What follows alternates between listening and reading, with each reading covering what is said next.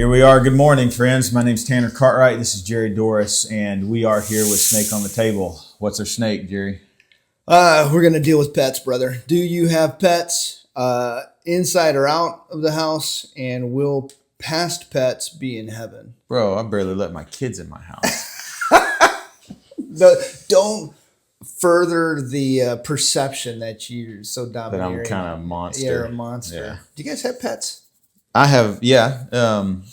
We have a dog. He's a working dog. He's a work dog. He stays really in the field with my sheep, but he is a pet. We let him in the yard. He's a fantastic dog. Do you let him into the house? I have in the winter. Let's just tear down the perception of me.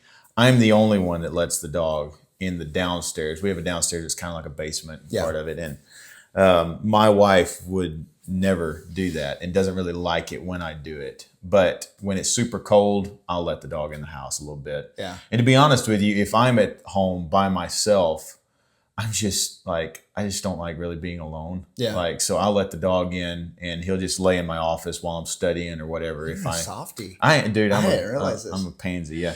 So I'll answer the question too. We have two cats. We have inside and outside cat, and my inside cat her name's Mafia, and my son's named her Mafia Nusi, which I believe is Swahili. It's supposed to be Swahili for black poop. This is what happens when you have teenagers that are little kids that name your pets. But she's an inside cat, and she's worthless. All I do is pay to feed her and empty her. I often talk to her as my disaster recovery plan. So we'll just nip her legs off, and we're going to hang her. And if all things go south, we'll hang her like a ham, and we'll eat her at some point. And then I have an outside cat that can't be inside because she'll pee all over everything. And we've had a dog before, Ruby, we had a dachshund. So your cat is your emergency food storage correct plan. Yeah.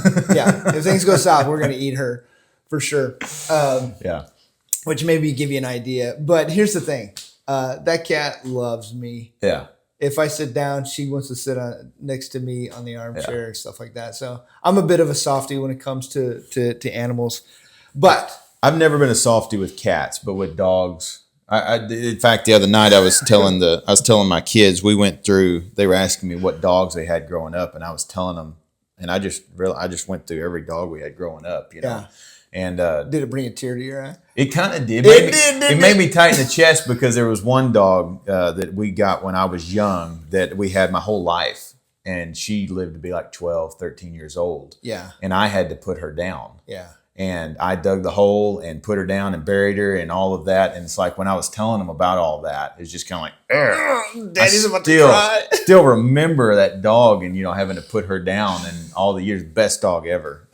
She was a border collie. But yeah, I think pets are, I think it's good. Like I said, I have a soft spot. When I get home, our dog Pippin, he will just bounce up and down at the fence, just like, so excited, just like, that I'm home. But anyway, so. Yeah, so would you don't want to have pets inside the house? No. When I say I let him in, occasionally he'll come in for just a little bit, but we don't do indoor pets. Yeah, we have done that. I'm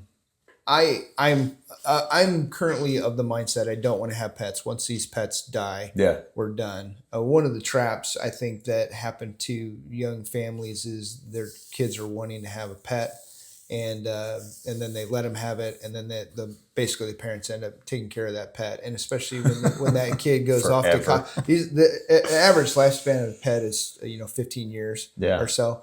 So your kid's going to go off to college, and that pet's yours. It's yours. So be very careful if you're going to go down that front. But I have a soft spot for animals. I noticed one time this last 4th of July out at the Christensens, somebody had brought a puppy, and I picked up that puppy. I'm holding that puppy, and I just looked at your eyes and my eyes met, and you were giving me the most shameful.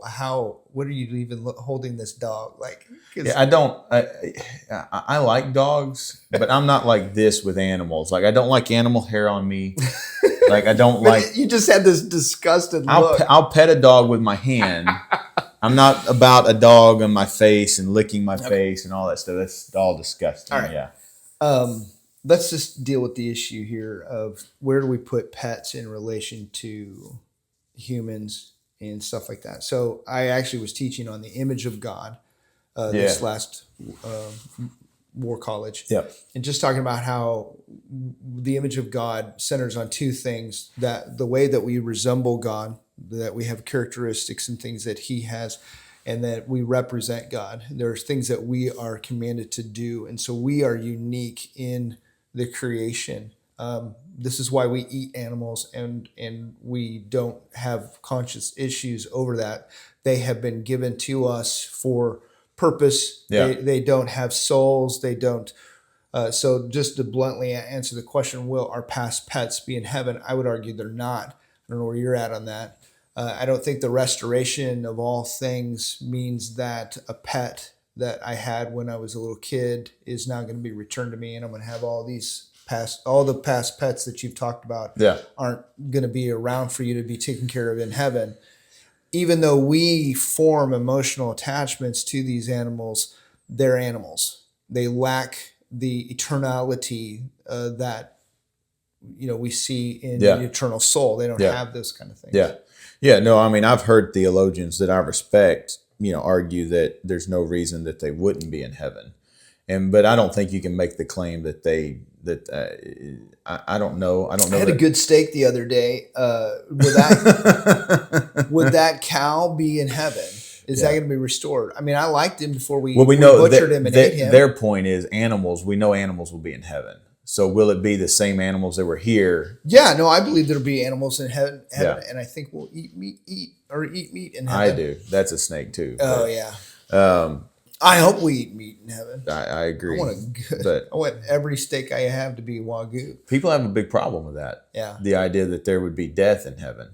Yeah. And so I don't. That's definitely a snake. But yeah, I mean, I would never tell my children, if our dog tomorrow gets hit by a car and we got to put him down or something, I would never tell them, Pippin's going to be in heaven. Yeah. I don't think that's something biblically we That's can not say. to be unfeeling towards those that. I mean, I get it. I mean, we form emotional attachments to animals. Even last Sunday when I preached and was talking about the cow that I grew up milking that died of milk fever. Yeah. I wept as a young boy about that cow. But I mean, I had in the service, man. Let's have a look at the recording. Now, you just openly wept. No, I didn't. But but we do form relationships with animals, and that's fine but it can be unhealthy.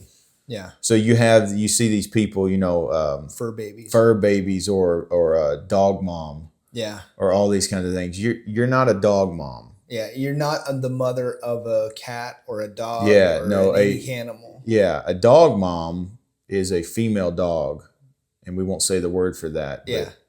We don't want to call our animals our children. No. Even though we actually do that work of nurture, especially moms are doing that work of nurturing.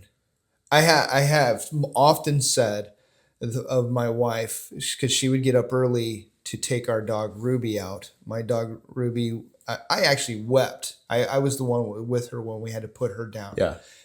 She was, I forget, like 16, 17 years old. And we 357? No, we didn't do that. We actually took her to the vet and we did it with the injection and slow. And I was with her. Michelle couldn't be there. And because I'm stronger. And all through, I mean, I've had a supposed attachment to this dog. I openly wept when that dog was put down.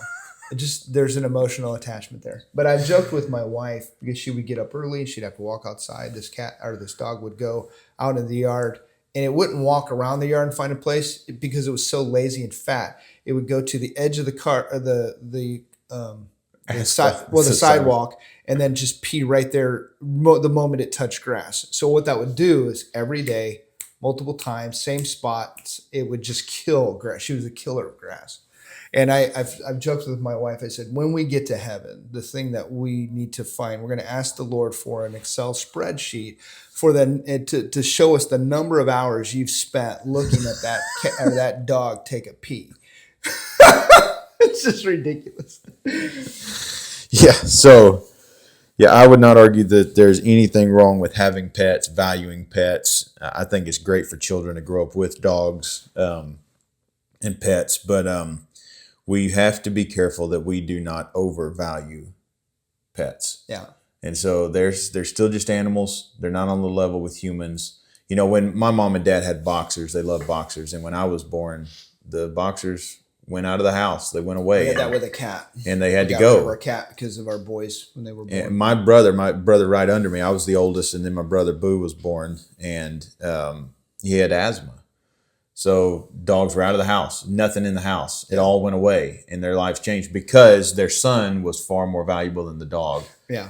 And so let me see something. Keep a right perspective. Let me see something as Christians that we need to be on guard for this, because we have a rightly ordered mind, hopefully, and we know what the image of God is, and that we're made in the image of God, and that animals are not made in the image of God. Therefore, we have greater value than they do, and they do not have eternal souls. Yep. So when we rightly understand those kind of things, and we have the right perspective, that we need to be cautious not to elevate the life of animals and how we view animals to be on par with or near, even close to, other human beings. Yeah. Where this comes into play, you remember Ducky, the abortion clinic? Ducky? Oh, yeah. Yeah. Yeah. So this is a clinic escort who got the title Ducky because she's out there helping women to go in and abort their children. Yep. And so is callous towards what is happening.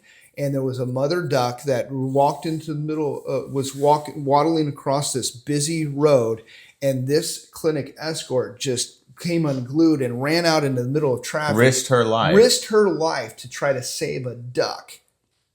And the picture of that, where she has elevated the life of animals above the life of children.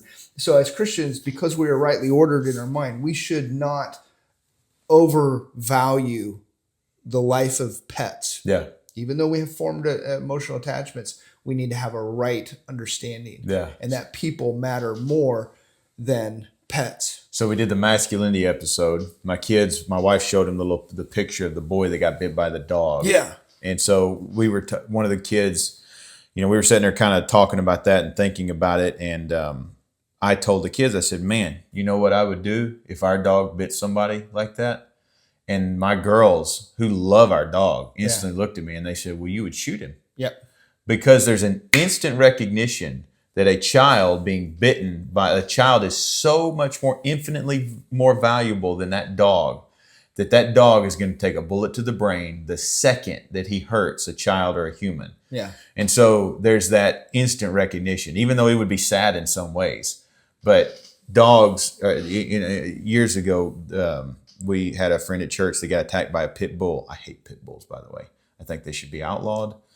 I think they should all be euthanized. Okay. Anyway, but they are a detriment to society. But so pit bull attacked a friend of mine when I was young, and then they had to take it to court about whether or not to put the dog down. Like, it was this huge ordeal. Like, the owner wouldn't put it down, even though it had attacked a 13, 14-year-old boy, and tore him up. I mean, like, lots of stuff, like 100-something stitches. Wow. And then they didn't want to put the dog down. Yeah. And it's like, what is wrong with people? But anyway. Here's a diagnostic. If you watch movies and there's people are dying in the movie, if you're moved by the dog getting killed or the dog being lost, and you're not moved by the people that are being killed, it might be a problem. Well, it might be how the movie's set up. There is a lot of pressure to value the life. They will intentionally do that.